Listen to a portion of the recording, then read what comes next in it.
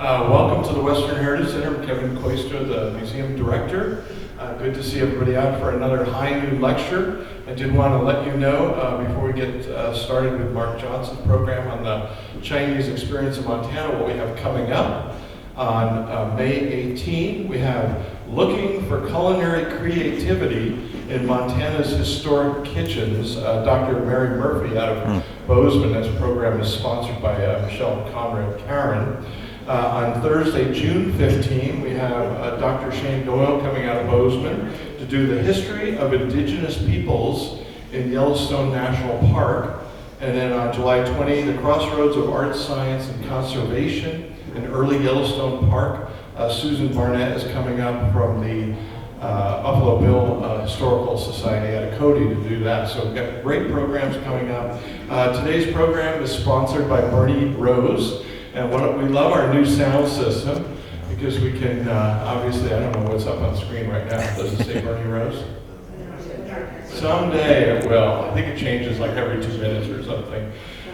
So without further ado, we have the program, I have the title as The History of Chinese Experience in Montana. Mark will probably correct me on that when he's ready to go. Mark Johnson is a professor with the University of Notre Dame, partnering with teachers who work in Catholic schools across the nation. I'd like to say he flew in from Indiana, right? But he lives in Helena. His research interests focus on the history of Chinese communities in Montana that are detailed in his book, The Middle Kingdom, Under the Big Sky, A History of the Chinese Experience in Montana. Born and raised in Great Falls, he now lives in Helena. And we do have 4 copies of the book, the hardcover, at the front desk, and they retail for $40. So without further ado, Mark Johnson. Thank you, Kevin. Good afternoon, good noon, everybody. Thanks for coming out. It's a great turnout on this beautiful, kind of getting towards spring day.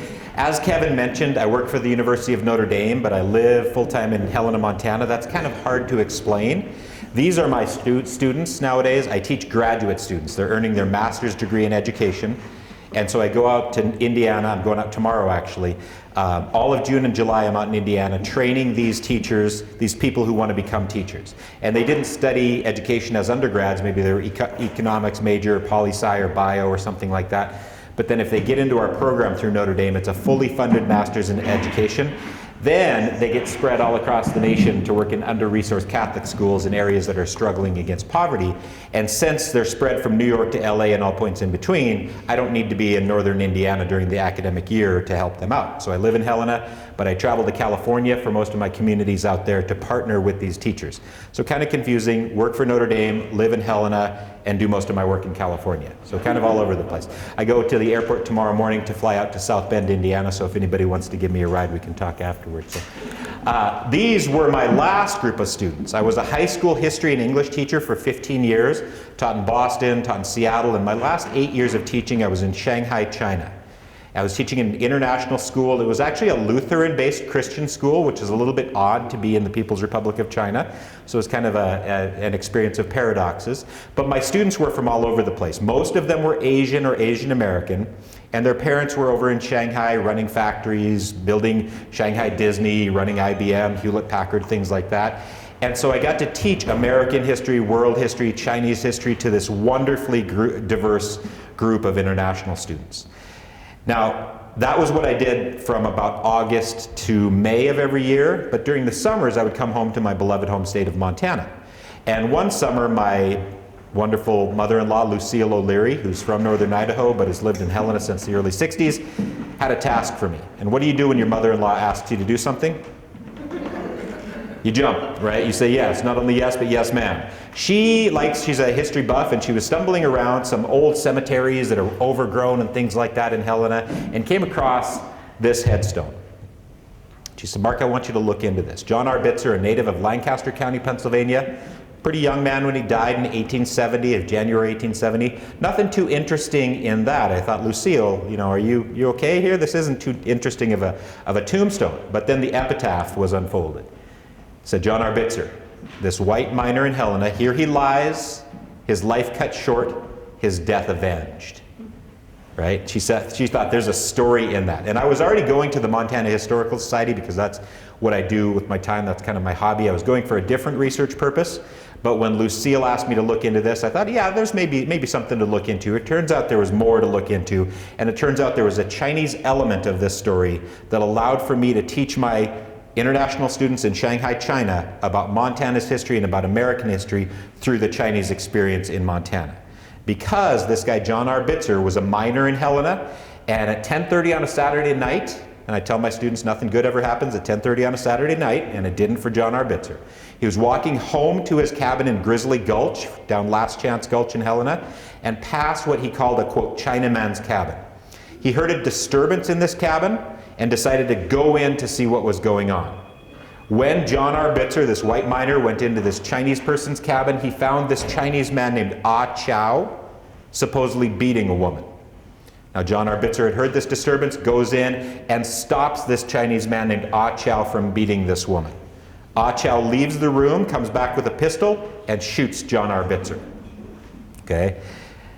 Now, that's one side of the story. I thought, this is really fascinating. If I can find some more primary sources, what I could do with my students in Shanghai is start with what's called an inquiry-based project, where we investigate, we wonder, we hypothesize, we search for more sources to try and understand American history kind of in a reverse way. Instead of me telling them all the facts, they come up with questions, and through attempting to answer those questions, we learn about it, not only American history, but about the historian's craft. Turns out there were quite a bit of sources on this. Now, John R. Bitzer obviously died 14 hours after he was shot. So he had plenty of time to tell his side of the story, and the events I just told you were from his side of the story. His murderer, Ah Chow, went on the run. Now, in early Montana history, is that going to be allowed? Who's going to chase after him? Vigilantes. You guys know your Montana history. Here's one of the rewards.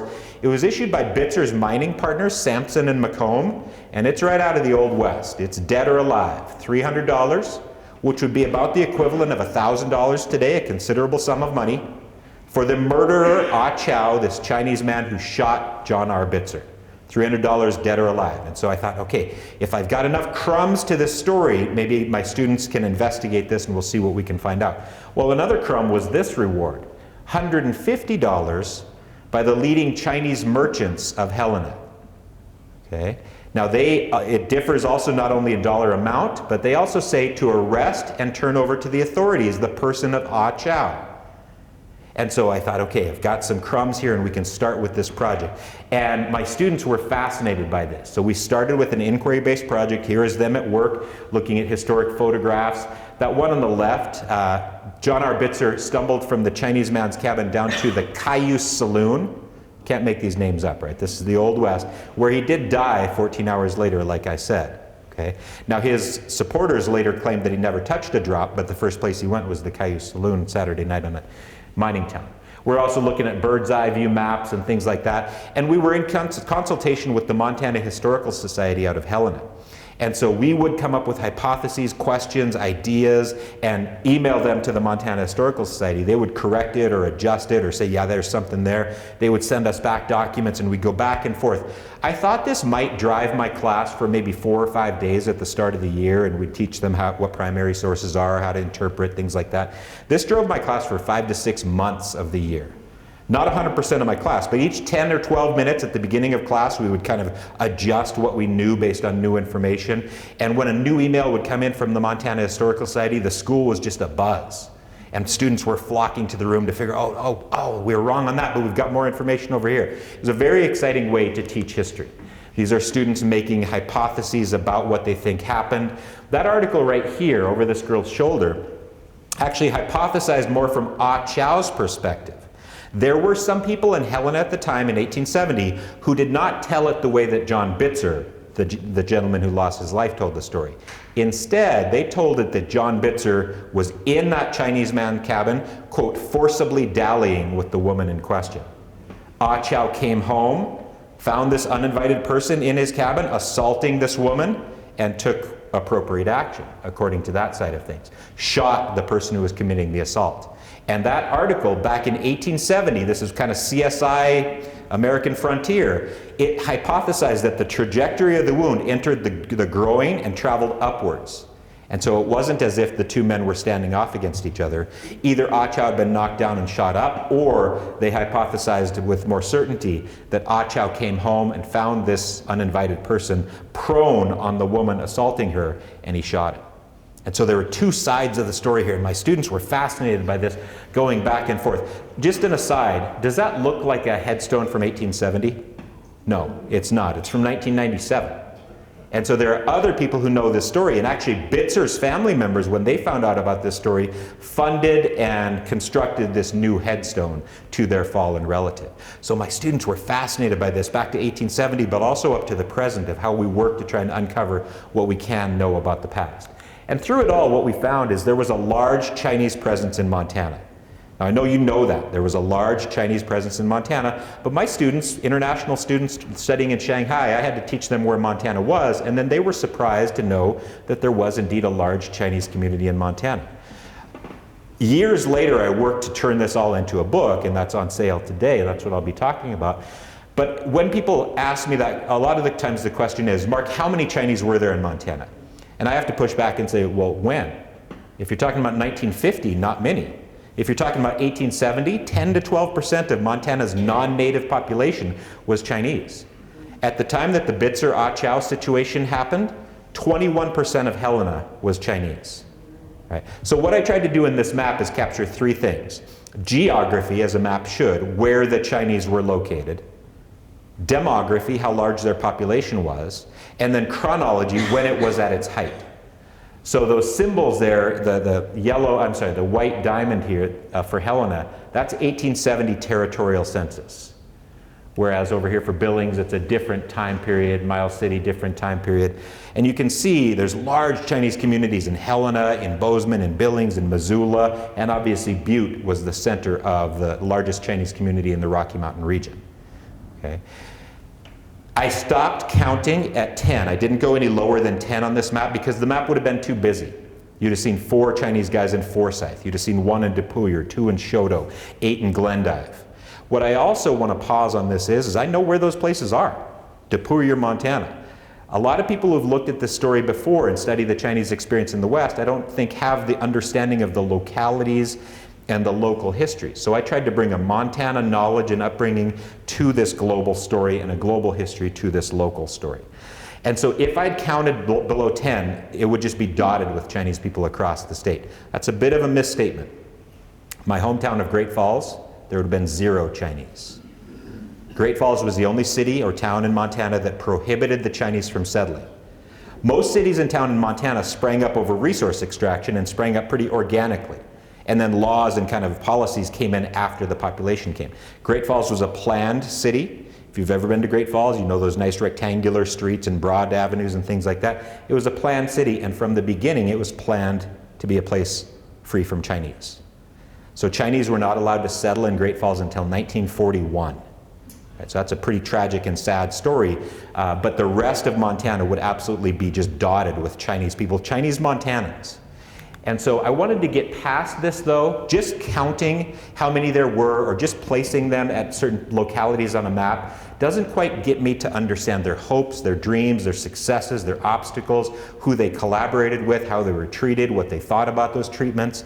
So just the sheer quantification of it doesn't get me to their motivations, their pressures, and things like that. So I wanted to get deeper.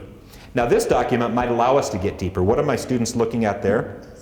Census. It should tell us occupation, gender, age, if they're married or single. It should tell us if they have kids, if they speak English, and most importantly, it should tell us their names. If we have their names and we can begin to find them in other documents and begin to build a picture of their path to Montana and their life in Montana. Unfortunately, this is the 1870 territorial census for Helena. China man, China woman, China man, China woman, China boy. And so a racist interpretation of these individuals.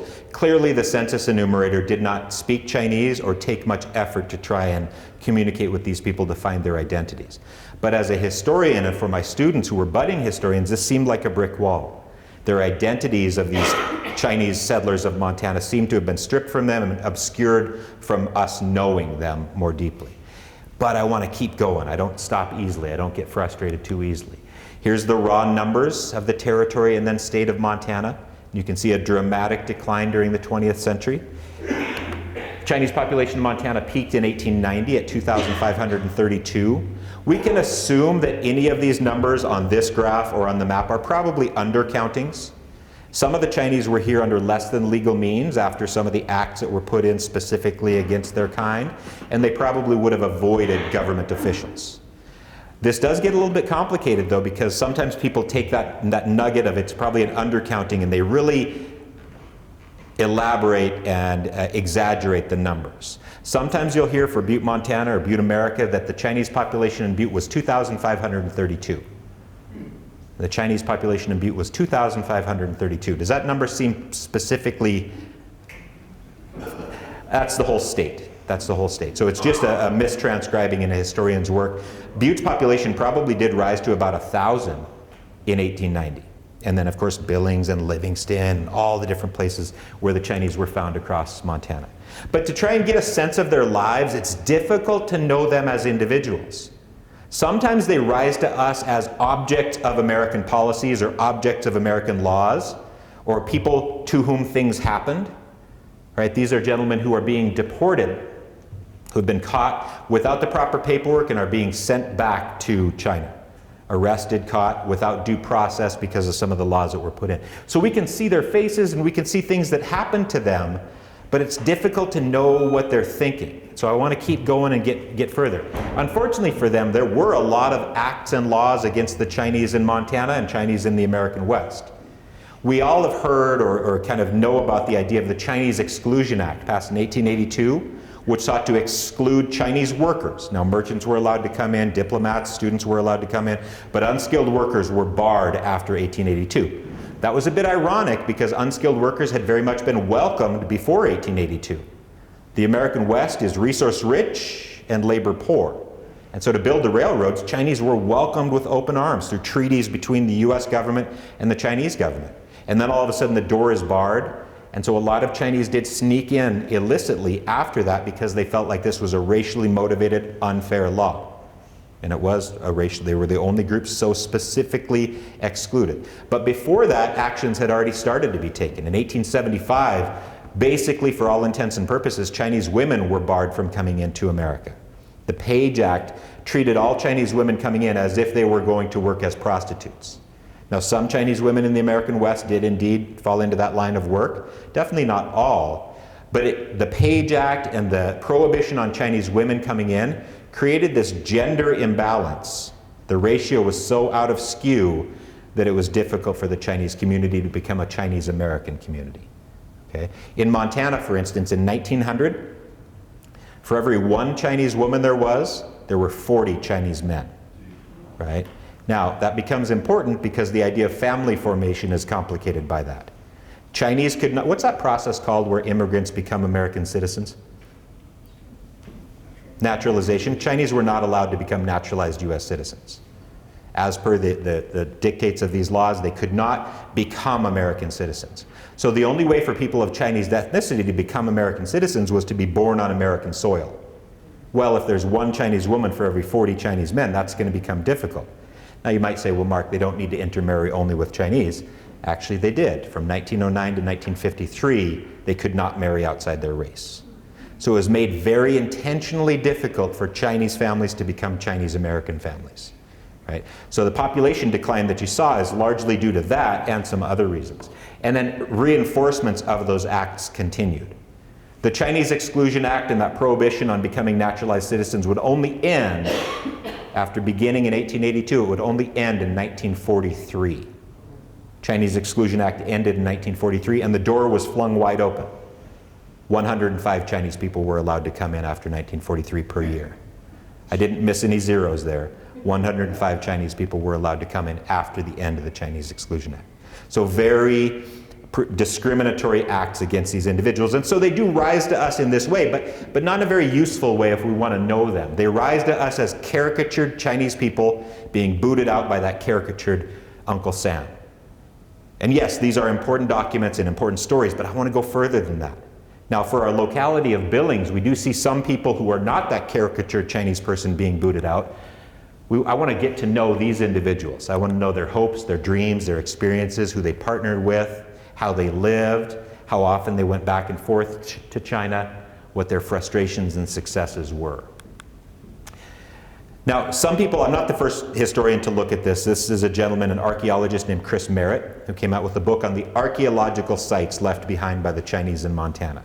And he encapsulated very powerfully and very succinctly why it's difficult to tell this history of the Chinese in Montana. Because there's a lack of primary sources, which hinders the study of the Chinese in Montana. And this is complicated by the Chinese in Montana's generally low social status, significant language barriers, inherent racial stereotyping. The Chinese in Montana simply, according to Merritt, did not fill the pages of historical documents. I would disagree now.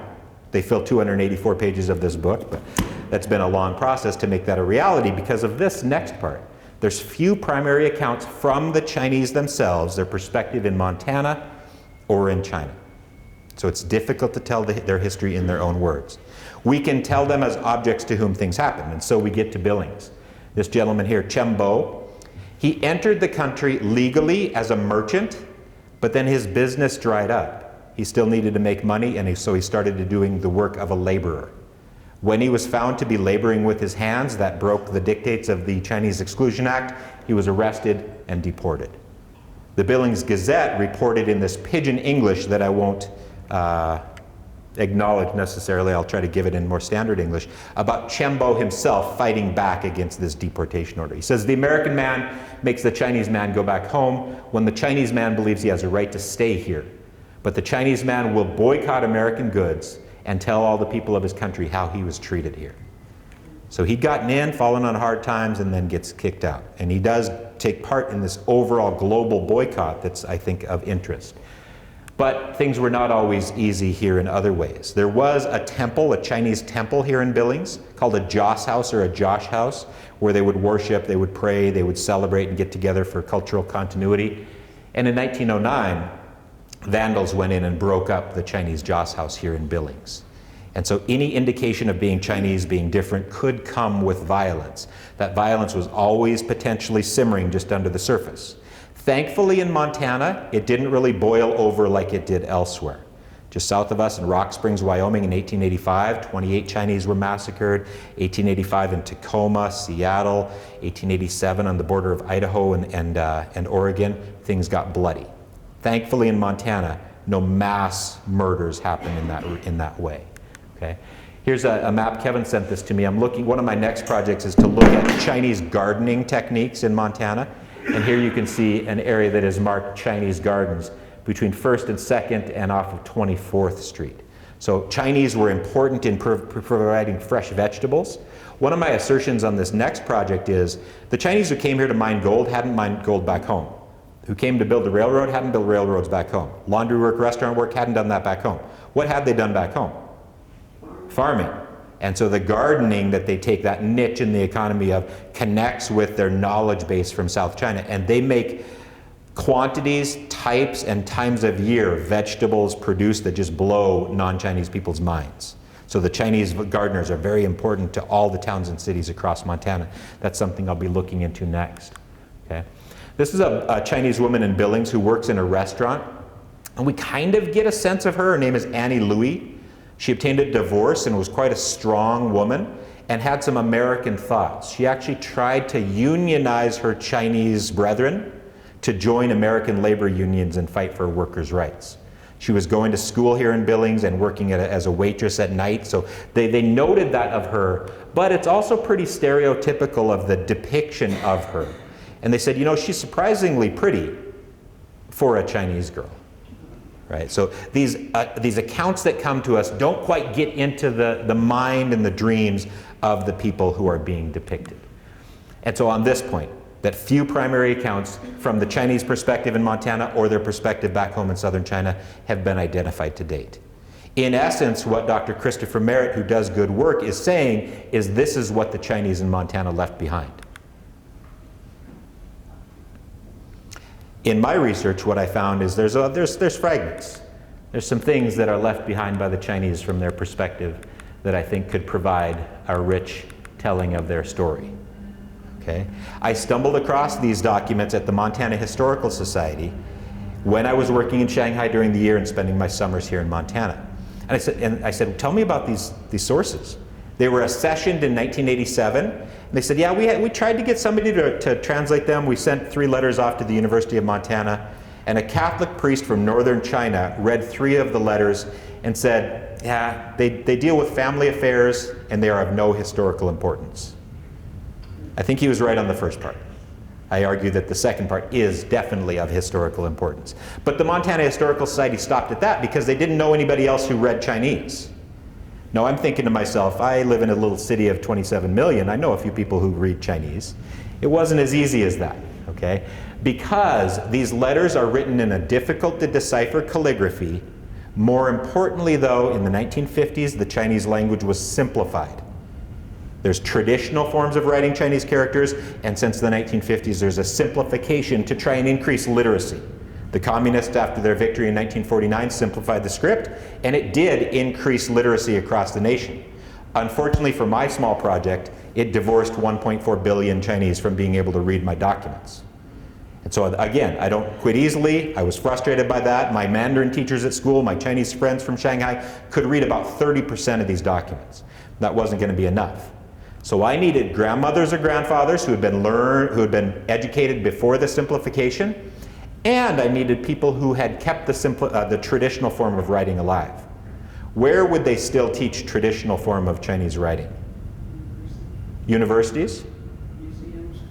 Yeah, I'm thinking Taiwan. Taiwan. In the Chinese communists, the communists versus the nationalists, when the communists won and took over the mainland, the nationalists under Chiang Kai-shek fled to Taiwan. They were the aristocrats, they were the highly educated, and they still teach the traditional form of writing. And in British-controlled Hong Kong. And so if only I had Taiwanese families or families from Hong Kong, well I did, because of my wonderfully diverse international experience. So I tapped into my crack research team here. Here are my high school students and some teachers and grandmothers and grandfathers to try and translate these documents. And these kids and their families had the needed language ability to tell for the first time the history of Montana's Chinese in their own words.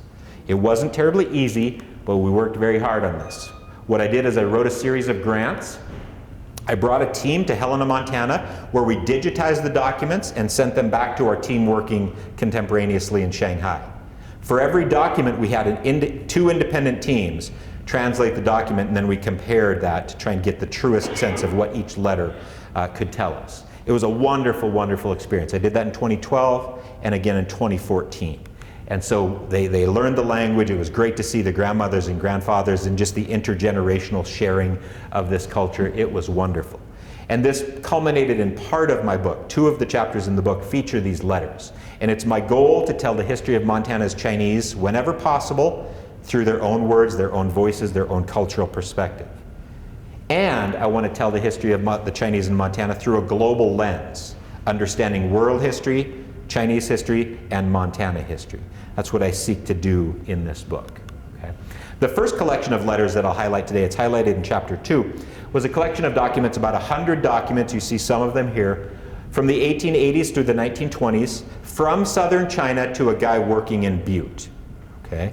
Now, he is definitely writing home to southern China, but by definition, those letters are back in southern China and have yet to surface. So we have the pressures on him in Butte from family members back in southern China, and the pressures were immense. Right?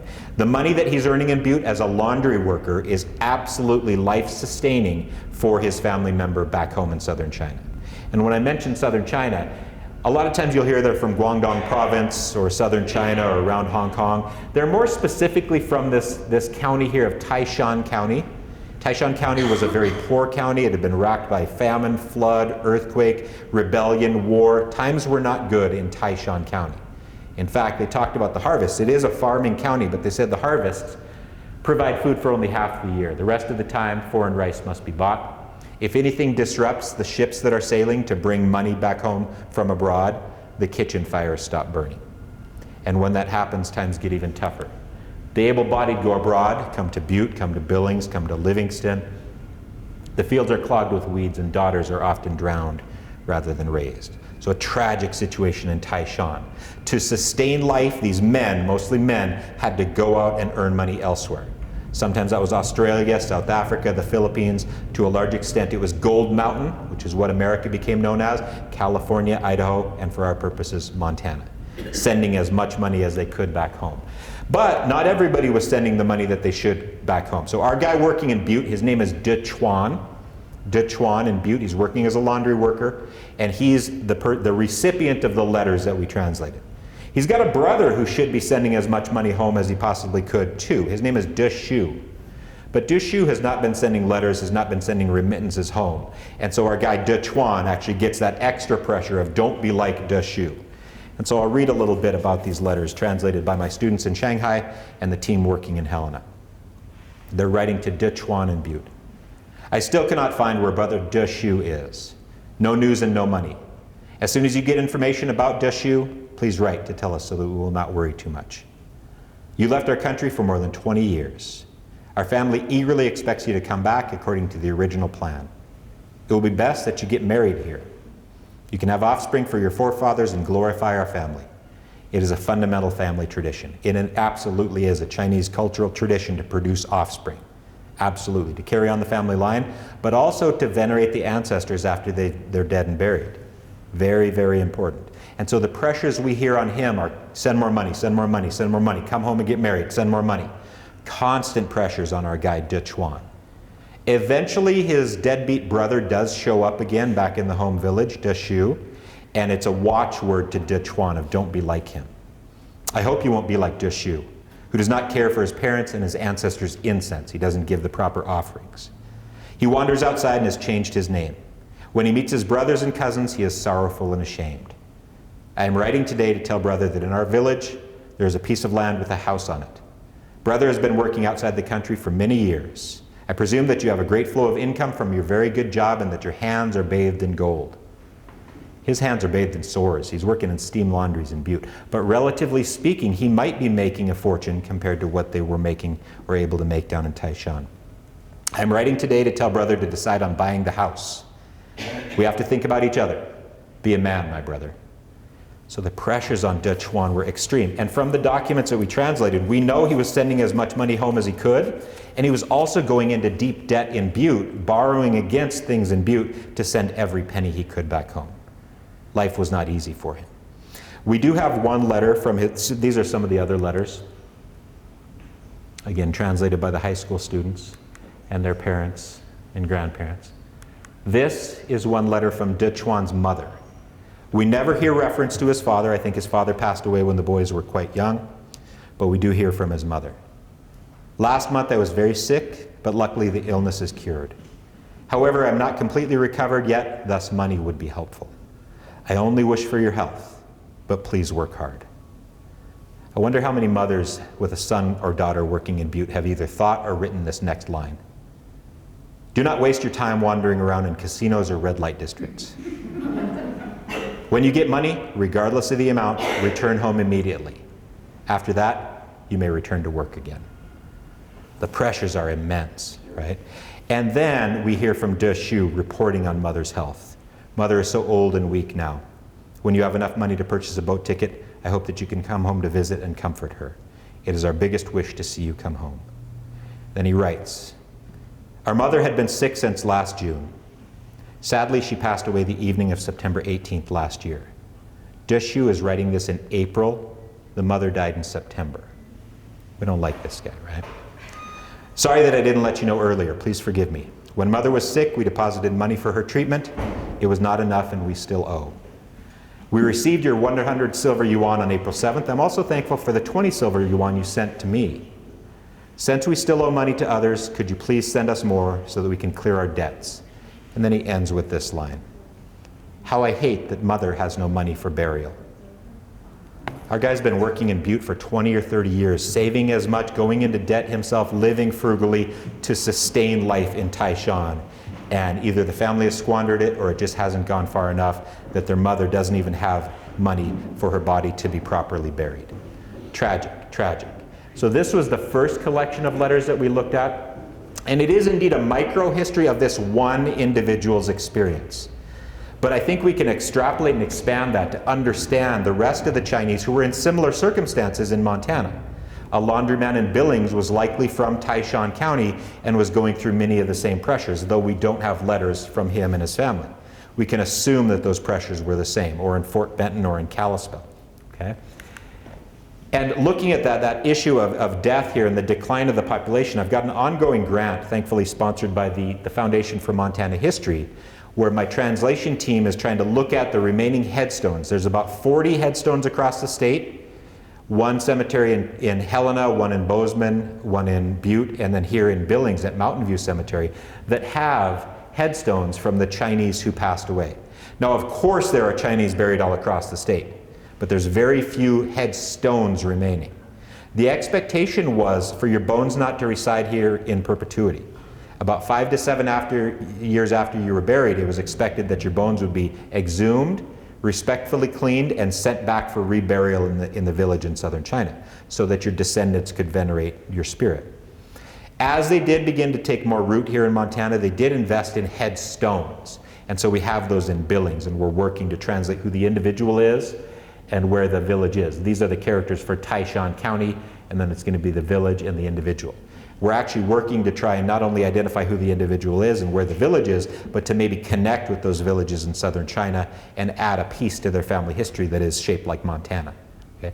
Here in Billings, we do hear about that Chinese people who had died in Glendive would be buried here in Billings, and so it became kind of a collection point.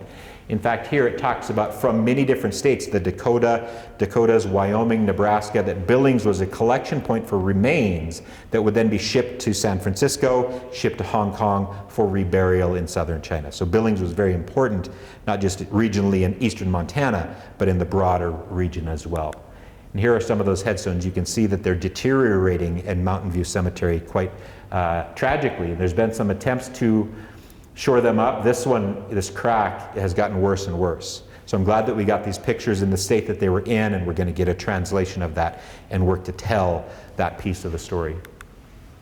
But as I looked at this, part of the reason for this decline is just natural patterns of life and death. And so as the Chinese population in Montana aged and died and their bones were sent home, of course the population is going to go down. Normally, though, historians kind of look at this period, the early, like the railroad building period, the gold mining period. I wanted as much as possible to extend the frame of analysis closer to the present. And thankfully, the documents that I found helped us do that. Housed in Helena at the Montana Historical Society are 250 letters back and forth to this gentleman. Now, he also has worked, well, let me pause there. If you're working in Butte, what work do you do? Not if you're Chinese. The Chinese were banned from working in Butte's underground mines for 60 years. So we think about Butte, richest hill on earth. We think about Chinese in the West, often mining. The Chinese in the West were not working in the Mountain Con mine or the Alice mine or things like that. He, though, is the first person to break that color barrier when he gets a job in the Mountain Con mine in 1941. Now, of course, the war at that time period, men going off to fight, labor shortages, so maybe you're going to soften that prohibition against Chinese working, but also copper needs increased dramatically. But he gets a job in the Mountain Con mine. The letters don't speak to that, though. They speak more to this, and this is his life story. He came to Butte at age 14, and there he is on the right. Imagine putting your 14-year-old kid on a ship to go to another country at that point in time. He is detained in Seattle for 6 weeks and questioned with a level of specificity that you cannot imagine. Right? Every detail. How many steps is it from your house in China, from the front door to the pond? How many portraits do you have in your... And all these questions had to line up and accord with questions that had been asked in the 1920s, 1910s, 1890s of any other family members who'd come into America. So they kept these records and they questioned him for 6 weeks to try and figure out if he is who he says he is. Finally, he's allowed to come into the country. He goes to Butte and gets a job as a laundry worker, gets 2 jobs in the laundries in the 1930s. But as situation happens, what these letters testify to are the conditions in southern China. And you can see his name is Wing Hong Hum. He's from the Hum or Ham family. And these letters are from southern China. Southern China at this time, conditions have not gotten any better, tragically due to war. Of course, World War II and the Japanese invasion was decimating the area. But the Chinese Civil War between the communists and the nationalists had also torn it apart. Chinese Civil War in the 30s put on hold as the Chinese fought against the Japanese. Chinese Civil War resumes after 1945. So our guy working in Butte, Wing Hong Hum, is desperately trying to get his brother named Wing Goon Hum out of war-torn southern China and safely into America, so that he can be safe and he can earn to support family back in southern China. Desperately trying to get him out. And so we have letters of this drama. And this plays out in the 1940s and 50s. And so I appreciate and I'm glad that we were able to extend the frame of analysis to get closer to the present. So Wing Goon Hum gets stuck in Hong Kong and writes to our guy Wing Hong Hum in Butte. And listen to his optimism in July 49. Now, as a history teacher, I never want my students to memorize dates, but listen to this progression of dates. July 49, Wing Goon writes, I am now in Hong Kong going through the process of applying to go to the US. All the formalities should be completed within a short period of time. When you see this letter, please arrange a passport so that I can start working on it. Best wishes, younger brother, Wing Goon. That's July 49. Optimistic, it's going to be quick, I'm going to reunite with you soon. November 49. I would like to know the status of my application. Is it proceeding? Please be honest with me and let me know if I've done anything wrong. April 50. If the passport application is successful, please send it to me immediately so they may proceed. Right now, the US-Soviet standoff is at a deadlock, the Cold War, of course. At any provocation, war might begin. Please, brother, send it quickly so that obstacles can be avoided. That was April 50. Now we get to August 53. I beg you to find a powerful Westerner and ask him to be the guarantor of my documents. Please ask the powerful Westerner with his reputation and authority to write a request to the Department of State to accept my application to go to America. Brother, I beg you. I am in a dire situation in Hong Kong. My present chance is slim.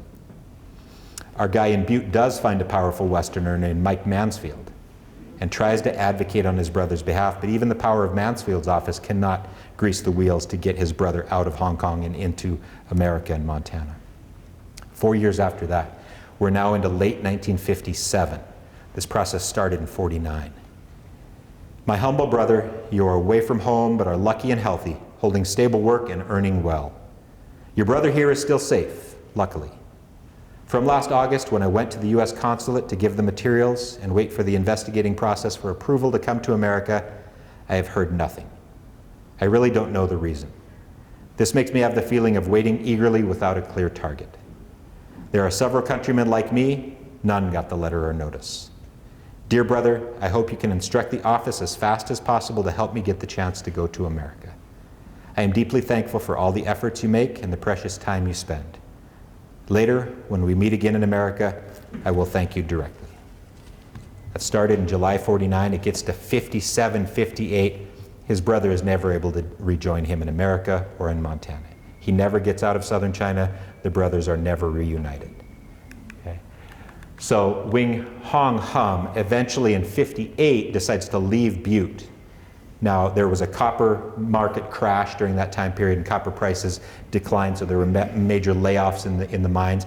But I also think he was constantly getting called to Seattle to testify and fill out affidavits and get blood and fingerprints and all these different tests to try and prove that he indeed was family relation with this gentleman in Hong Kong, trying to use his sponsorship to get into America.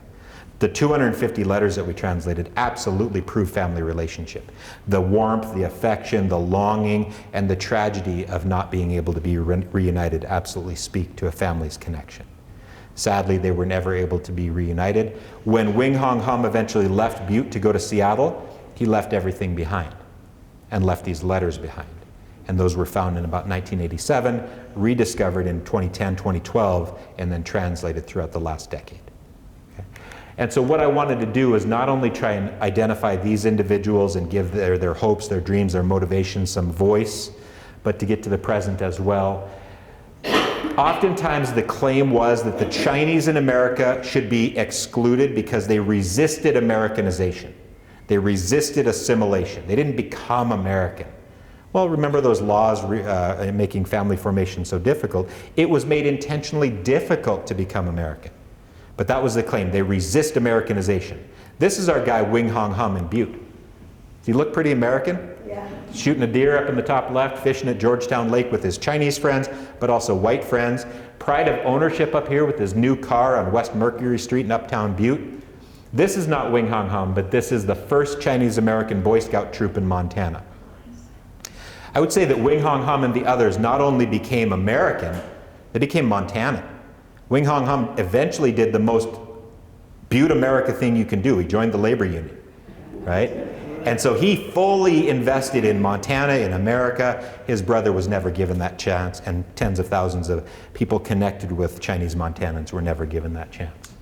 And so I wanted to get past that anonymous, quote, Chinaman, Chinawoman of the 1870 census, give them agency, identity, culture, try to give them that back to them. The gentleman on the right, does he seem capable of holding complex ideas and working arduously to achieve a goal? Absolutely. Look at that gleam in his eye, right? I wanted to try and see them as they saw themselves, not as some mugshot or a caricatured person at the foot of Uncle Sam's boot, but to try to give them their identity, their hopes, their dreams, their goals back.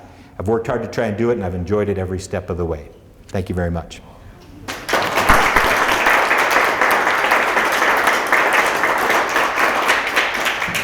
I do think we have some time for questions, if you'd like.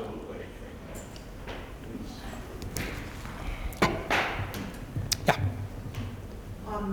When did they become cooks? Yeah, good question. So when did they take on different roles, right?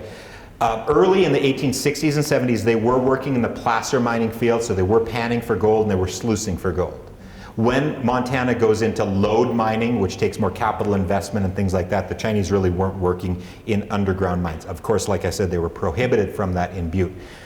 But even earlier, in 1872, there was a Montana Territorial Act that prohibited Chinese from owning their own mining claims.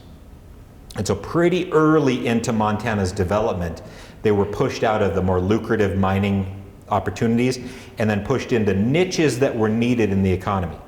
The frontier American West was not a very feminine place, not a lot of women here, and so Chinese workers tended to take on more traditionally feminized roles in the economy, cooks, house servants for rich families, and laundry work. Think about laundry work. It doesn't take much capital investment, much overhead. You need a hot stove, you need an iron, you need some water. You don't even need much English language ability to interact with your customers.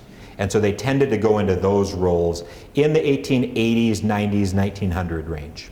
Good question. There were definitely Chinese restaurants here in Billings, right? Do any of them have a link back all the way to the past? I'm not sure. I'm not sure. Other questions? Do we know where the church was on the south side? I don't. I haven't seen an address, but Chinatown was pretty centrally located. There's still, what's the name of the law firm that was in the old Lee and Lee? Yeah, the Lee and Lee building is, and that's a very special place because unfortunately across Montana there's not many brick and mortar places that have a link back to the original Chinese residents and owners. So that Lee and Lee building, and then like I showed you on the Chinese gardens, a little bit further east and south of that were the Chinese gardens. So I think it was probably in that area. Helena, with its large Chinese community at one point in time, only has one building that still is connected to Helena's original Chinese community. Butte has more, but not as much as it should, considering it was the largest Chinatown in the Rocky Mountain region. I will say Butte does have the Pekin Noodle Parlor, which is the longest continuously operating Chinese restaurant in America. That's a very cool claim. I'm going to say it again. The longest continuously operating Chinese restaurant in America, not New York, Seattle, or San Francisco, it's in Butte. It's in Montana. I saw a hand over here. Reader's Alley in Helena. Yeah. Can you give us some dates when, and was it mostly Chinese that inhabited Reader's Alley? Great question. So Reader's Alley, that's in the general vicinity of where Chinatown was, but the Chinese were not living in those buildings. There is one log building at the base of Reader's Alley that is from the Chinese time period. Okay? Most though stretch a little bit further east over what is the present-day Lewis and Clark County Library. That's right where Chinatown would have been in Helena. Yeah. Now, I'm surprised you don't want to know what happened to Ah Chow. I didn't let the other shoe drop there, right? We didn't tell you what happened. So this is eventually what happens to Ah Chow. He goes on the run. He doesn't stay around to tell his side of the story. He is caught by ex-beadler, Bottom left, famed vigilante. X-Beadler was the muscle for the earliest form of the vigilantes, and he made his name in that way, and I think he'd been drinking off that reputation since about 1863-64. He was hard on his luck, and when he saw these rewards go out, he went on the trail of Ah Chow. Now, Ah Chow was on the run for about a week. Temperatures in Helena that January dipped to 38 degrees below zero. Eventually, X-Beadler did catch Ah Chow and string him up from Helena's hanging tree. That's what it was called. It actually finds its way onto bird's eye view maps, Helena's hanging tree. About 32 people swung from Helena's hanging tree. Ah Chow indeed swung from Helena's hanging tree. That's not a picture of Ah Chow's lynching. There were 2 people lynched after Ah Chow, and those were the last people to swing from the hanging tree. I have cut their bodies out. I don't think we need to see that. But here is the hanging tree, and you can see it was quite an affair, right?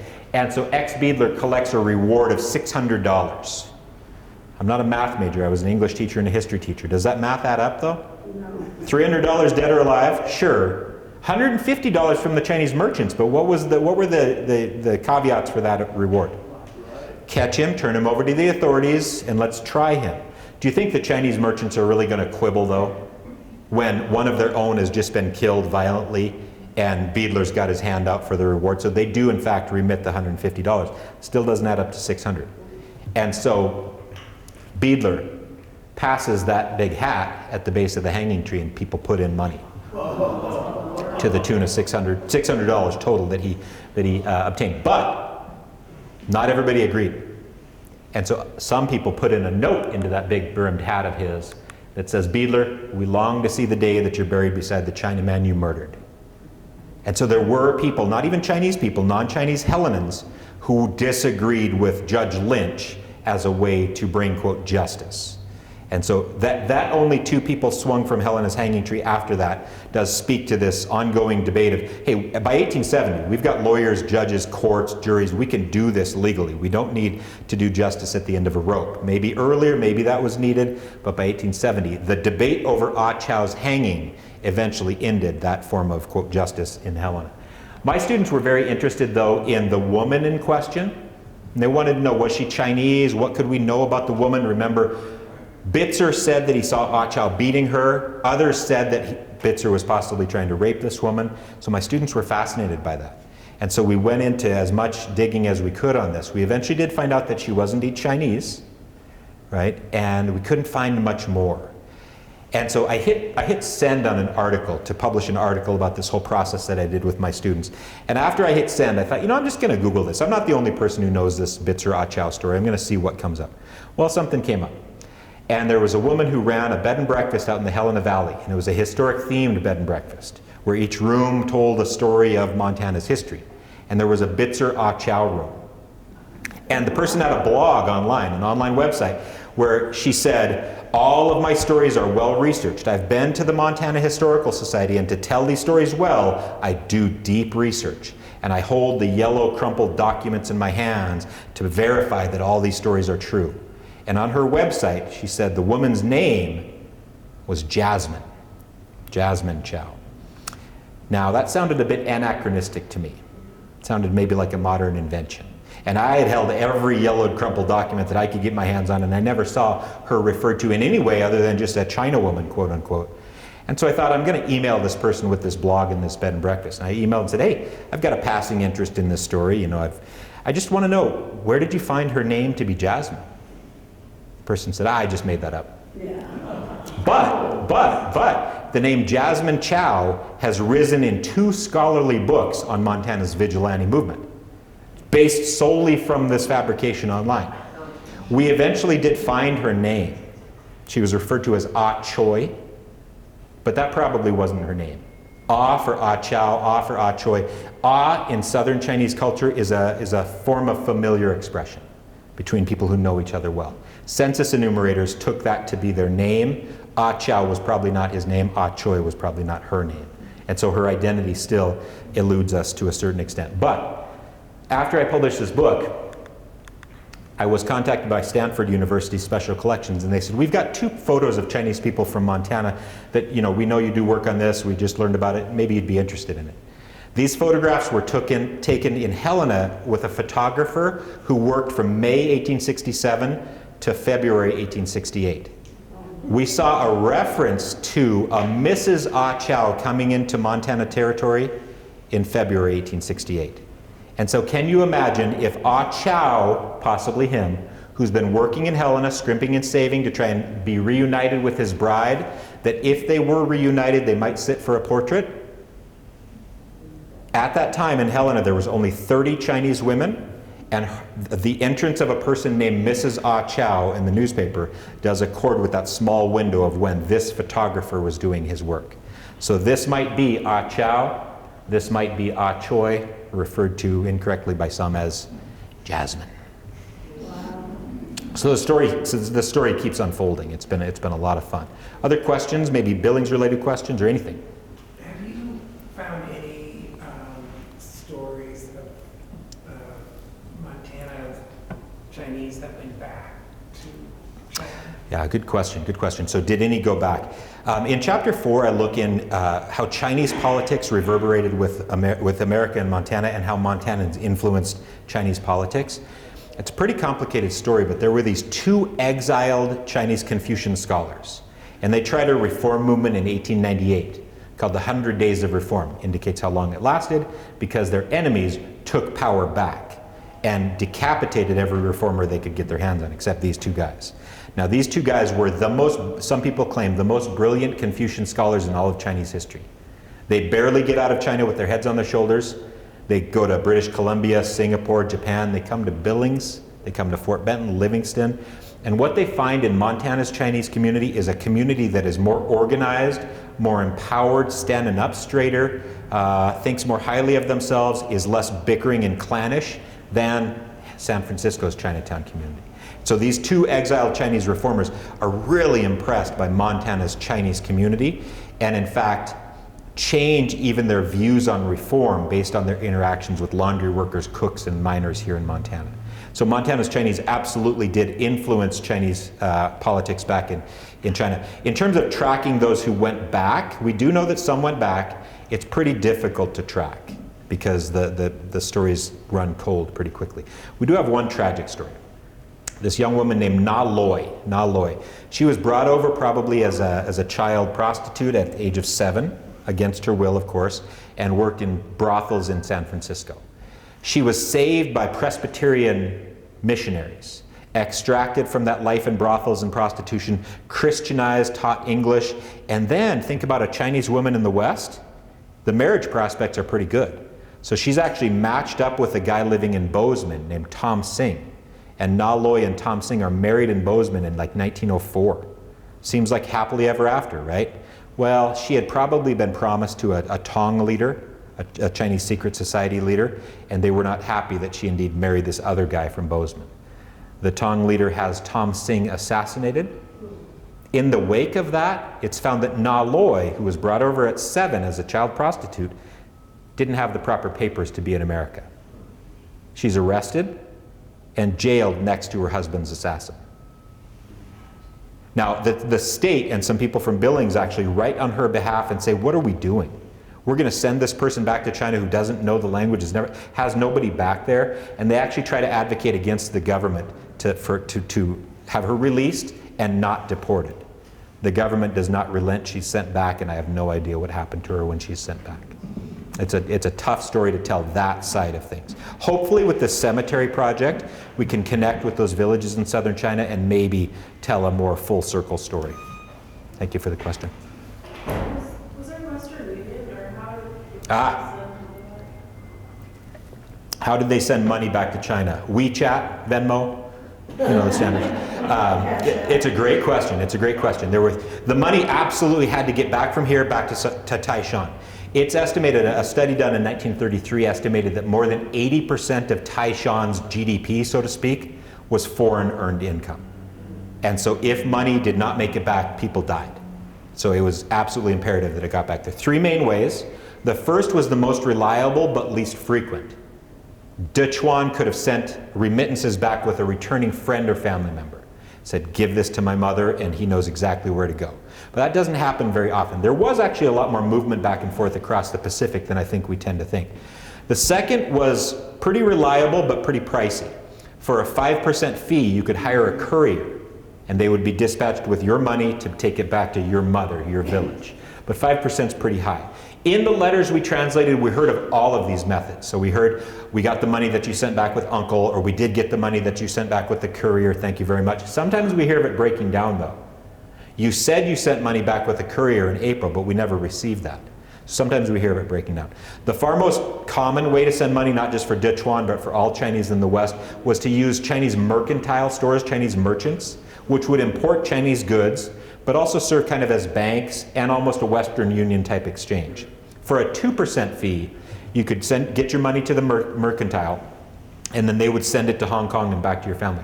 But these merchants are also in it to make money, and 2% just isn't high enough of a rate. So what they would do is they would wait until there was enough remittances pooled.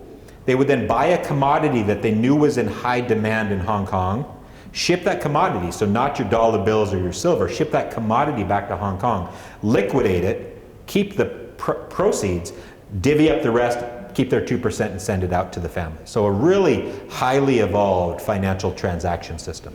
Good question. Other questions?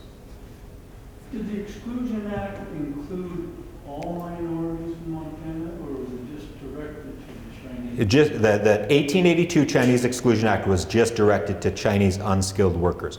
There were some kind of noises about should we do this to the Japanese, and in fact later on in 1905 there'll be this major immigration document check across Montana, basically a roust, an immigration raid.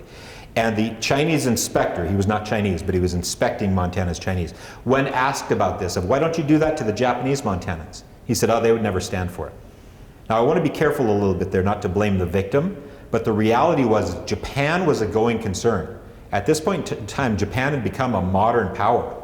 After the Meiji Restoration, they had adopted a lot of Western technologies, Western systems, and Japan was standing on its own 2 feet, had invaded and defeated China, had actually just defeated Russia in a war, so Japan had become a world power.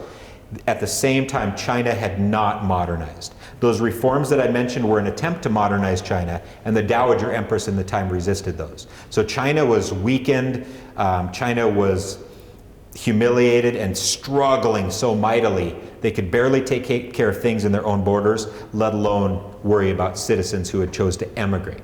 And in fact, that choice to emigrate, that choice to leave the Middle Kingdom, which is what China thought of itself as, was a humiliating choice. They thought if you chose to emigrate, you were not a patriotic Chinese person, and then if you returned to China, you'd be beheaded. Now, we don't think that ever happened, but the point is, like, you should be more loyal to the Middle Kingdom, to China, instead of choosing to leave. But situations down in Taishan, there just wasn't enough work or earning potential to keep people alive. After people started earning money in laundries and restaurants and things like that and sending it back home, then the Qing dynasty, the Chinese government at the time, did kind of, their eyes got big and they're like, wow, there's a lot of money coming in. Maybe we shouldn't prohibit this. So after 1893, it was not a death sentence to leave. But in terms of the specifics of one race, one ethnicity, one nationality, sadly, this was very pointed towards the Chinese. One more question, possibly? Thank you very much. I've enjoyed the afternoon.